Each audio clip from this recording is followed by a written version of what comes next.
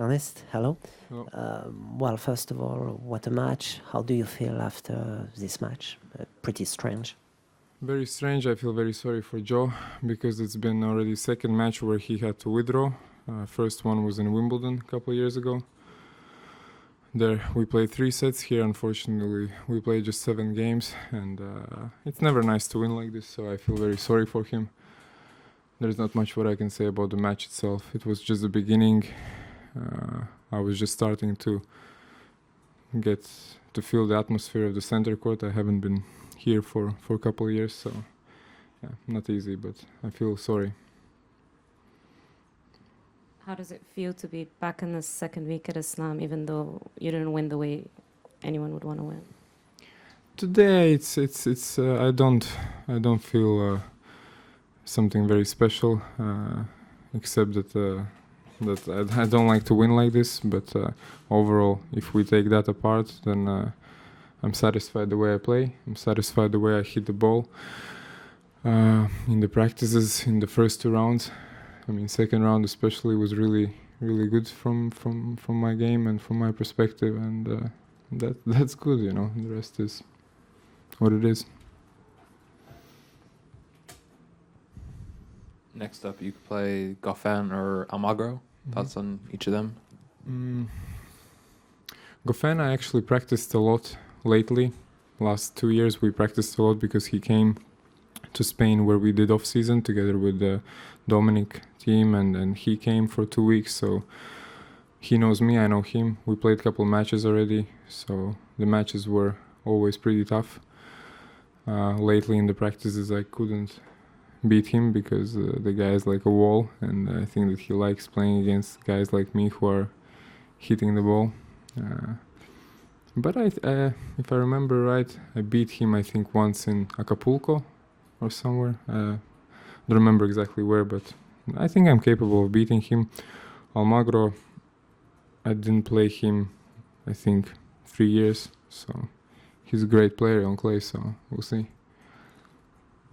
So it's of course one step further in the future even, but you may have looked at the draw that you may face your companion Dominic in the quarterfinals. So any thoughts about that yet? Yeah, and maybe Murray in the final also. No, I didn't really look at it, and it doesn't really matter. You guys don't talk about each other about that. What's there to talk? There's nothing to talk You're about. training in the same with Günther still, right? We finished. Oh, you finished again? Yes, I said it a couple of days ago. Oh, sorry, I didn't know that. No, Since when have you finished? Since beginning of this tournament. Okay, sorry. No problem.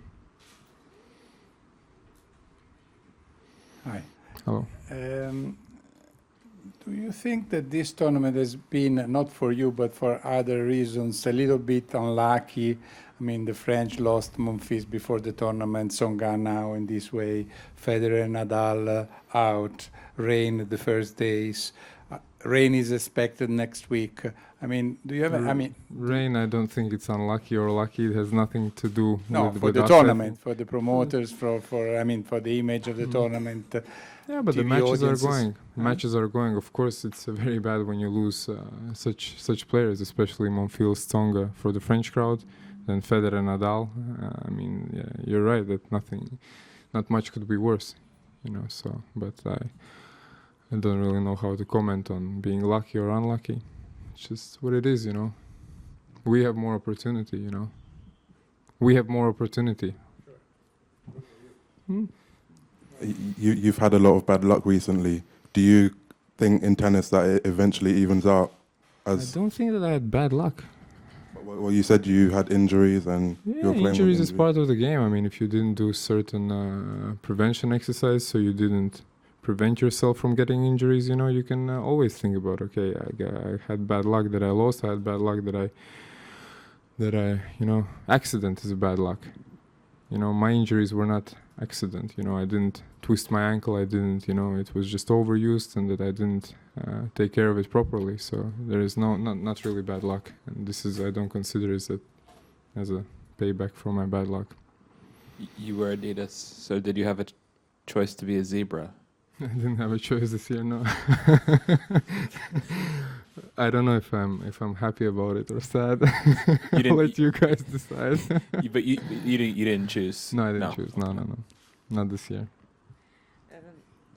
Ernie, have you thought of what you'd be looking in your next coach, or are you not going to think about the coaching situation in the middle of the tournament? Just what are you looking for now? I thought about it a little bit before the tournament, not the last couple of days. Last couple of days I had different things on my mind, but I'm searching for, as I said, not so much. Maybe this is my wrong opinion about it, but I'm searching for not so much a tactical coach, but more of a technical coach who sees, because I'm a kind of player who has problems of maintaining his game and maintaining his shots clean, and these are the things what I need for a coach to see and to be on a daily basis next to me and seeing these small changes what I make or what I don't make, so I can maintain the same level of play throughout the year, you know. So because for example, I'm the kind of player, I don't take a racket in hand for a couple of days and then suddenly I start to hit my forehand differently than I did before. So this is what I need in a coach. Tactically, you know, I think that my game is pretty uncomfortable for most of the guys. You know, if I serve big, if I hit the ball big, you know, okay, of course I can think about where to direct that ball, you know, but still it's a big shot. So I think that mostly I need to concentrate on my own technique and my own shots to be clean. Just to follow up on that, would you consider like a super coach the way a lot of the other players are going, or do you feel I don't understand this definition of a super coach. they're like the legends, the former players? Former players? To be honest, I don't necessarily think that a former player, doesn't matter how good he is necessarily a good coach. I think that a good coach needs to have experience, and I like that Gunter had a lot of experience, especially in the technical side of the game, because he spent probably one of the most hours on court from all the coaches on tour. He was together with kids, he was together with right-handed players, left-handed players, you know, serve and volley, baseliners, you know, all kind of juniors, you know, 16, 18, older players, you know, so his range of understanding the game is very big, you know, and this is what I liked in his experience. And if you take a formal player, you know, then they always look at the game from their perspective. You know, they understand what they did, and not always they give you solutions for fixing your game, you know. So you have to have as a good coach, I think you have to have if one thing doesn't work, you have to have backup plan, and not one, not two, you know, but many of them. And this is what I'm searching for in a coach. Making second week here, you should probably move up about 20 spots in the rankings. It looks like, so you'll be probably Olympics eligible now. Is this something you'd No, want to but play? I didn't play Davis Cup. So you're not. I didn't play Davis Cup, so I cannot play Olympics. They made this. They have this rule that you have to play a certain amount of Davis Cups, and unfortunately, I didn't play.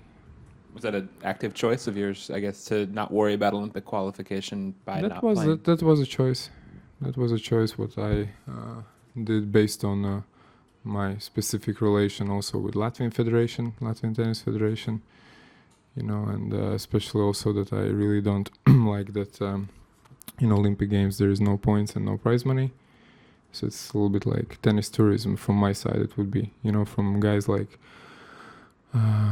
I don't know how is the system in bigger federations, but I think that they got a little bit more help from their federation throughout their careers than I did, you know. So guys from smaller federations where we didn't get no help at all, you know, throughout our careers, you know, then to go and play.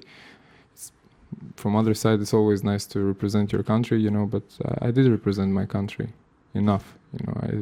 I did it already for the last 10 years, you know, so when I don't want to say that I'm in the end of my career, but I have last maybe 4 or 5 years, you know, that and this year can be still a good year, you know. I can maybe still end up in top 20 by the end of the year, so I decided to concentrate on that.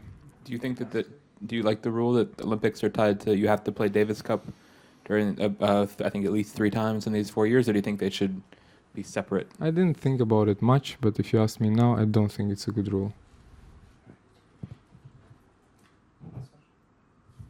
You just said, if I understood well, that you think the Olympic is a sort of tourism. What did you say? Tourism? No, it would be from my side. From your From side. my side, Yeah. it would be because I would go there, not earning and not getting points. And you know, But from this is at for the- everybody. but not from not for people who are, let's put it that way. For example, French Federation, they helped a lot their players throughout their careers. I think that until age of 25, if I'm not mistaken, they got a lot of support. They got coaches paid, they had physios, they have much better facilities. I used to pay for my own flights to Davis Cup. I used to pay always for my own course in Latvia, you know, so it was always coming out of my pocket, you know. So that's the difference, you know. For example, Canadian Tennis Federation, how much they're helping their players. English Tennis Federation, how much they're helping their players. USA, you know, I think even Italy, you know, they help a lot more, you know, because that's why, for example, for them it would be in a way not like a obligation, but from my side it would be. I feel that it would be like a tennis tourism, you know, that I go there and. Thank you very much. They took away the microphone. Yes, they took away the microphone.